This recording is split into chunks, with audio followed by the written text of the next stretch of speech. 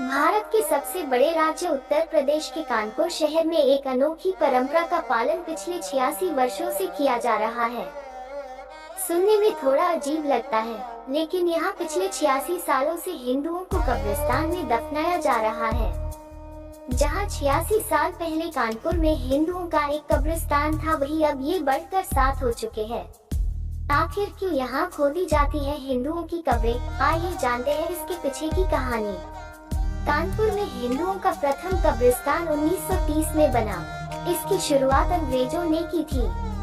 वर्तमान में ये कब्रिस्तान कानपुर के कोका कोला चौराहा रेलवे क्रॉसिंग के बगल में है और अच्युतानंद महाराज कब्रिस्तान के नाम से जाना जाता है। फतेहपुर जनपद के सौरिंग गांव के रहने वाले स्वामी अच्युतानंद दलित वर्ग के बड़े रहनुमा थे। कानपुर प्रवास के दौरान साल 1930 में स्वामी जी एक दलित वर्ग के बच्चे के अंतिम संस्कार में शामिल होने भैरो घाट गए थे। वहां अंतिम संस्कार के समय पंडे बच्चे के परिवार की पहुंच से बड़ी दक्षिणा की मांग रहे थे।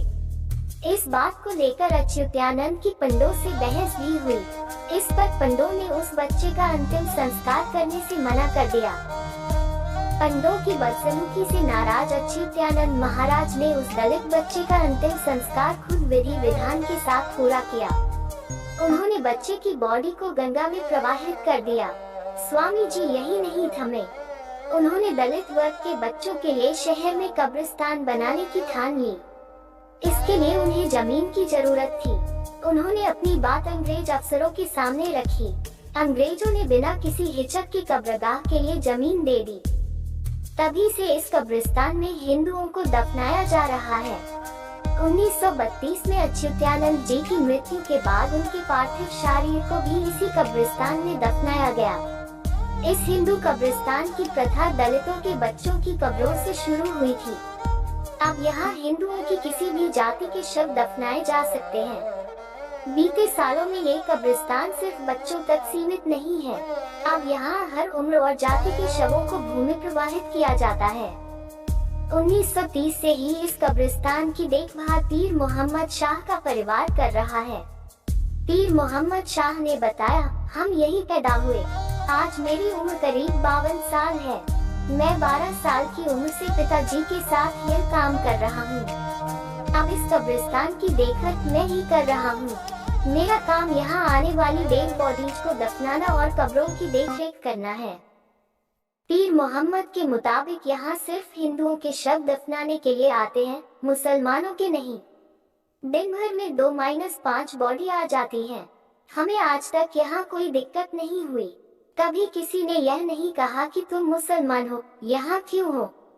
हमें भी कभी अजीब नहीं लगा कि हिंदुओं की कब्रों के लिए क्यों काम कर रहे हैं। कुछ अन्य फैक्ट्स, अंतिम संस्कार के लिए यहाँ पंडित नहीं आते, मुसलमान ही करवाते हैं अंतिम संस्कार। अगर किसी कब्र पर 2-3 साल तक कोई देखरेख के लिए नहीं आता, तो उस कब्र को खोद दिया जाता है नई कब्र बनाने के लिए।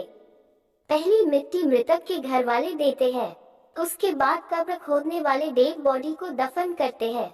दफनाने के बाद डेथ सर्टिफिकेट बनवाने के लिए रसीद दी जाती है। उसे नगर निगम में दिखाकर सर्टिफिकेट बनवा सकते हैं। यहाँ अंतिम संस्कार के समय कोई पूजा पाठ की विधि नहीं होती, बस अगरबत्ती जलाई जाती है। कानपुर में अब हिंदुओं के 7 कब्रिस्तान बन गए हैं। यहाँ दफनाने में कुल 500 रुपए लगते हैं। पुरानी कब्र से निकली अस्थियों को गड्ढा खोदकर गाड़ दिया जाता है। 1931 में पहली बार यहाँ अशोकनगर इलाके की 15 वर्षीय लड़की को दफनाया गया था। 1956 में भिखारी दास और उनके पुत्र वंशी दास को यहाँ दफनाया गया।